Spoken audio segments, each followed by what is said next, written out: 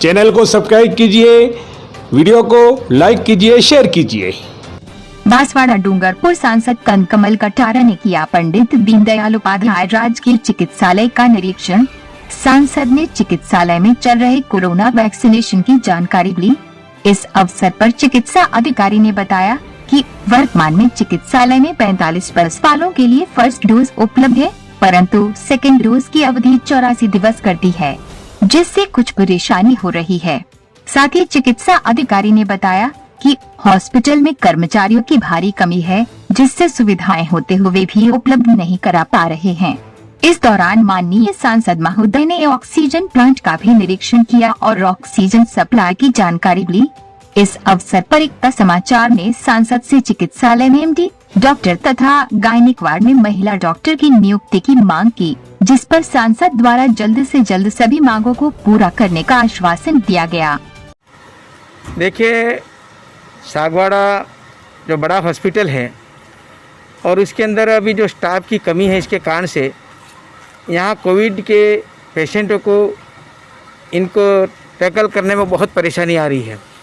अभी क्या है कि विशेषकर एमडी फिजिशियन यहाँ डॉक्टर मेहता जी और डॉक्टर एक अपने सरदार जी थे, छाबड़ा साहब, उसके बाद में कोई अच्छा डॉक्टर यहाँ आया ही नहीं और बहुत लंबे समय से ये पोस्टें खाली हैं।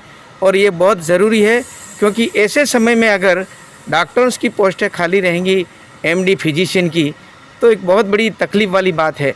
और हमने भी पिछले समय में मुख्यमंत्री जी को भी कहा था और अभी भी इसके लिए फिर आग्रह करूंगा कि सागवाड़ा में आज मैं देख के आया हूँ और ये परेशानी है।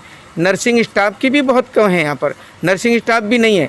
अब यहाँ पर 2-4 डॉक्टर्स हैं और कंपाउंडर्स हैं, वो रात और दिन सेवा कर रहे हैं। इनको मैं धन्यवाद देना चाहता हूँ कि आपने जीवन में अपने परिवार की चिंता न करके आप लोग यहाँ पर सब लगे हुए, लेकिन जो स्टाफ चाहिए स्टाफ पूरा हो तो इनके ऊपर वज़न कम आता है और इसलिए बहुत ज़रूरी है कि यहाँ पर पूर्ति करना। और इसके लिए मैं आज ही बात करता हूँ, पत्र भी लिखता हूँ और उसके बाद में फिर आगे अपना निरंतर जारी रहेगा जब तक कि ये कई डॉक्टर्स तो भी कुछ ट्रेनिंग लेकर के आए भी हैं, कुछ अगर यहाँ उसका, और कुछ कंपाउंडर्स हैं और कंपाउंडर से इनको भी अगर यहाँ कर देते तो जिला ये उपखंड मुख्यालय है और उस उपखंड मुख्यालय के अंदर अगर ये स्टाफ की कमी होगी तो निश्चित रूप से यहाँ पेशेंटों को बहुत तकलीफ़ होगी। और इसके लिए मुझे महसूस हो रहा है कि इसको आज ही मैं और ज़्यादा बात आगे कर सकूं और ताकि उनकी पूर्ति हो जाए। ये बहुत बड़ी ऑक्सीजन प्लांट जैसा यहाँ पर बड़ी बात है कि ये ऑक्सीजन प्लांट लग गया, इससे बहुत राहत हो गई है और उसके कारण से लोगों को बहुत राहत है। और यहाँ पर जो भी आता है भर्ती हो जाता है और उसको इलाज मिल जाता है।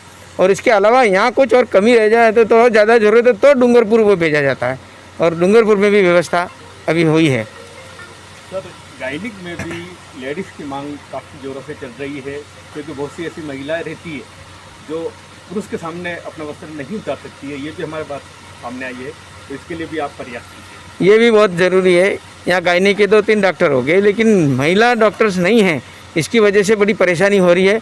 कई शिकायतें भी कई प्रकार की आई हैं और पिछले समय में हंगामा भी खड़ा हुआ था और 10 तरह की बातें आई थी। और इसके लिए डॉक्टर निशा बनवीर जी और यहाँ पर एक प्रभा जी ने और दूसरी प्रीति मैडम, ये तीनों ही थी, बहुत अच्छा चल रहा था। लेकिन तीनों के नहीं होने की वजह से महिलाओं के लिए बड़ी परेशानी खड़ी हो रही है। इसके लिए हम कोशिश करेंगे कि भाई महिला डॉक्टर्स यहाँ पर गायनिक में होनी चाहिए। आपने यहाँ पे निरीक्षण किया, पॉजिटिव मरीजों से भी मिले, तो बताइए यहाँ पे आपको कोई कमियाँ दिखी या कुछ अच्छा ही दिखी?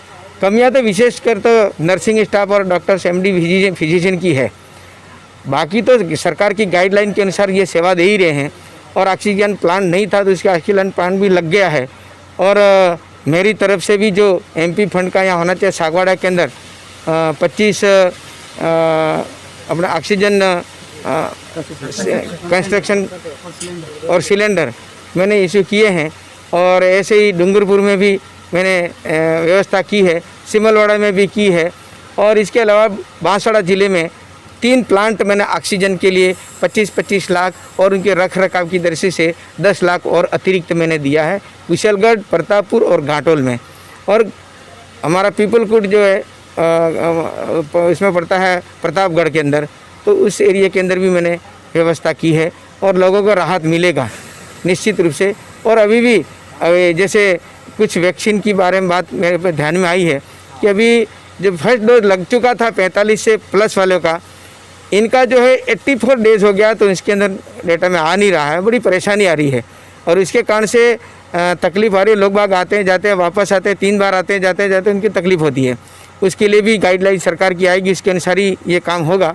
और दूसरी वैक्सीन जो हमारी युवाओं को लगनी थी वो सागवाड़ा में आई नहीं है, केवल 5000 लगभग मुझे जानकारी है डूंगरपुर में आए, इसके अलावा यहाँ नहीं आए हैं।